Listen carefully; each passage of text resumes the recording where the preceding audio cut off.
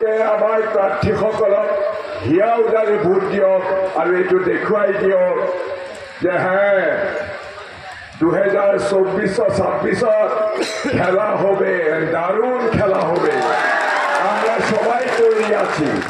এই যেটো খেলা, এই খেলা আমি খেলিম আৰু ইনশাআল্লাহ 2026 অসমৰ ইতিহাসত আটাইতকৈ বেছি নিকৃষ্ট সাম্প্ৰদায়িক ব্যক্তি আৰু যিজন আটাইতকৈ ভাৰতৰ ভিতৰত দুৰ্নীতিপৰায়ণ মুখ্যমন্ত্ৰী হিচাপে ইতিমধ্যেই দুৰ্নাম অৰ্জিছে সেই হিমন্ত বিশ্ব শৰ্মাৰ নেতৃত্বাধীন বিজেপি চৰকাৰক উৎখাত কৰি আমি কংগ্ৰেছ নেতৃত্বাধীন এখন চৰকাৰ দিছপুৰৰ গদিত বহুৱাবই লাগিব আৰু সেইটো আমাৰ প্ৰত্যেকজন নাগৰিকৰ দায়িত্ব হয়। হিমন্ত বিশ্ব শৰ্মাই এইটো পলিটিক্স কৰে।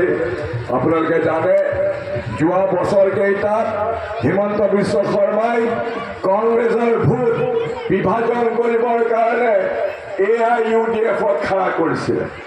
AIUDF আপোনালোকে জানে যে বদৰুদ্দিন আজমল সাহেবে যদিও বাহিৰত দেখুৱায় হিমন্ত বিশ্ব শৰ্মাক মাজে মাজে সমালোচনা কৰিছিলে, যদিও বদৰুদ্দিন সাহেবে বাকী আগতে কৈছিলে যে তেওঁ মুছলমানৰ স্বাৰ্থ ৰক্ষা কৰিব, কিন্তু মনে মনে তেওঁ হিমন্ত বিশ্ব শৰ্মাৰ লগত হাত মিলাই বি টিম হিচাপে কাম কৰি গৈছিলে। এই কথা যোৱাবাৰ লোকসভা নিৰ্বাচনতে অসমৰ তামাম মুছলমানসকলে গম পাই গ'ল ভালকৈ।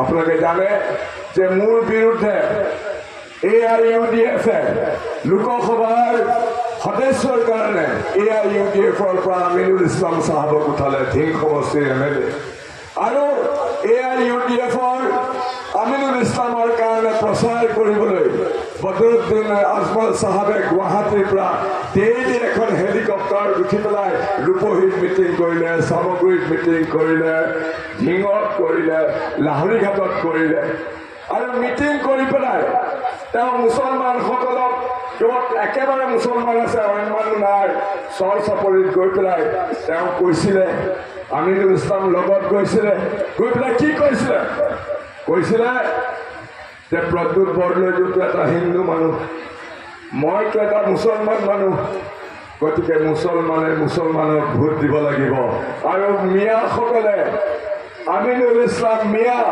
গতিকে মিয়া ভাষাত আমিনুল ইছলামক জিকাই পেলাই মিয়া ভাষাত তেওঁ ভাষণ দিব পাৰ্লিয়ামেণ্টত।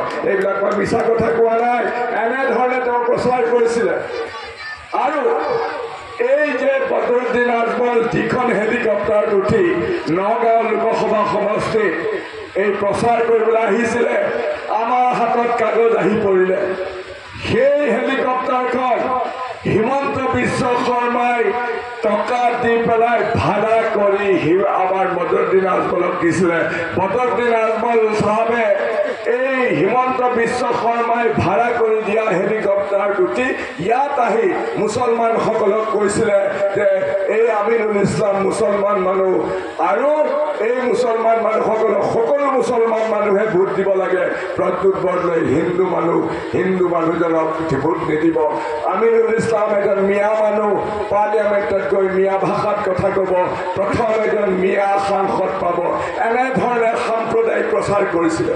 কিন্তু আজি মই সেইকাৰণে কৈছোঁ যে আমাৰ লোকসভা সমষ্টিৰ তামাম মুছলমানসকলৰ প্ৰতি মোৰ কৃতজ্ঞতাত মোৰ দুখ খাই পৰে যে আমাৰ মুছলমানসকলে আমিনুল ইছলাম মুছলমানৰ সাম্প্ৰদায়িক ৰাজনীতি কৰা আমিনুল ইছলামক ভোট নিদিলে, প্ৰদ্যুৎ বৰদলৈক এজন হিন্দু সমগ্ৰ মুছলমানে ভোট দি দেখুৱাই দিলে যে মুছলমানসকল সাম্প্ৰদায়িক নহয়। হিমন্ত বিশ্ব শৰ্মাই সাম্প্ৰদায়িক কথা